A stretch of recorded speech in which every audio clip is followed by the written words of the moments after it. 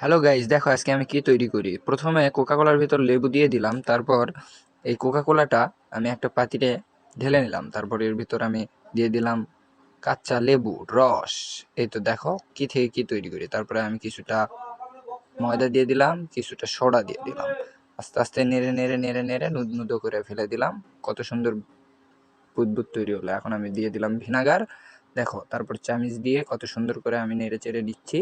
নেড়ে চেড়ে নিয়ে এখন দেখো আমি এই বোতলে তুলে নেব, যাতে আমি এটা সংরক্ষণ করতে পারি। আস্তে আস্তে আমার বোতলটা পুরোটাই ভরে গেল। দেখো এখন আমি এটা ক্যাপটা লেগে দিলাম। এখন তৈরি হয়ে গেল আমার একটা সুন্দর ডিটারজেন্ট।